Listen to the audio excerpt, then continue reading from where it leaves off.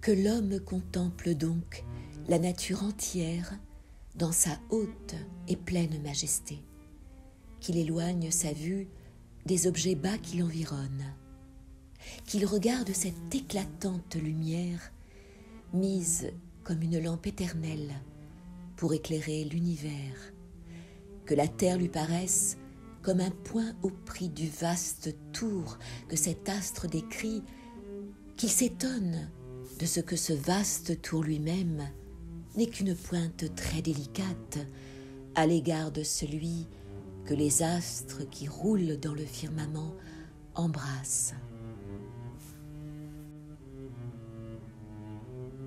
Mais si notre vue s'arrête là, que l'imagination passe outre, elle se lassera plutôt de concevoir que la nature de fournir. Tout ce monde visible n'est qu'un trait imperceptible dans l'ample sein de la nature. Nulle idée n'en approche. Nous avons beau enfler nos conceptions au-delà des espaces imaginables, nous n'enfantons que des atomes, au prix de la réalité des choses.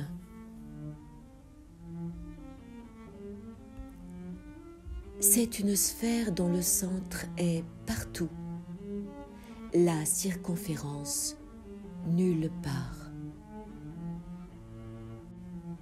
Enfin, c'est le plus grand caractère sensible de la toute-puissance de Dieu que notre imagination se perde dans cette pensée.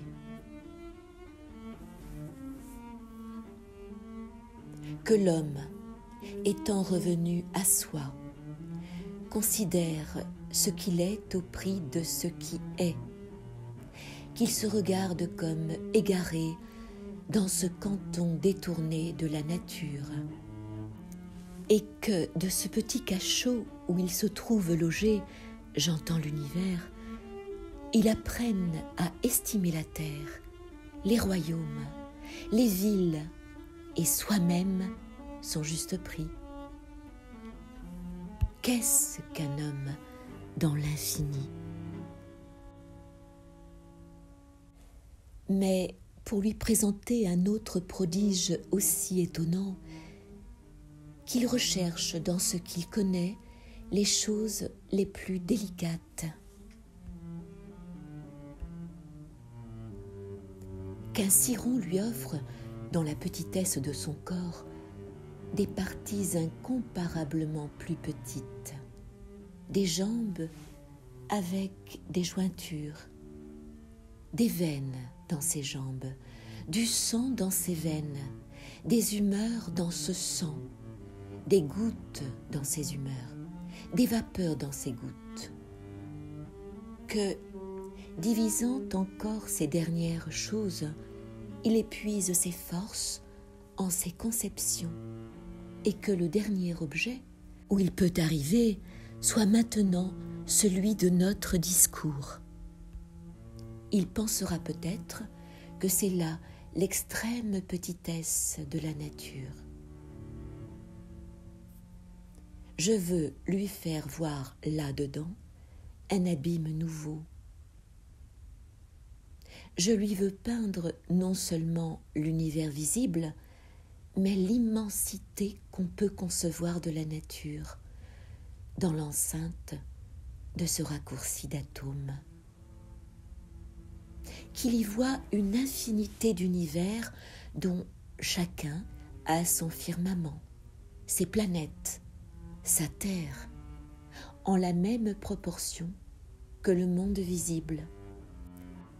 Dans cette terre des animaux et enfin des cirons, dans lesquels il retrouvera ce que les premiers ont donné, et trouvant encore dans les autres la même chose sans fin et sans repos, qu'ils se perdent dans ces merveilles, aussi étonnantes dans leur petitesse que les autres par leur étendue.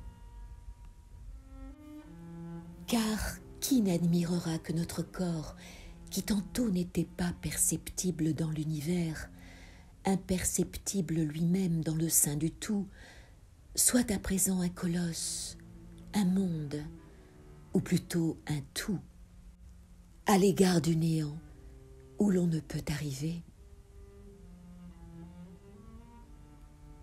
Qui se considérera de la sorte s'effraiera de lui-même, et, se considérant soutenu dans la masse que la nature lui a donnée, entre ces deux abîmes de l'infini et du néant, il tremblera dans la vue de ces merveilles.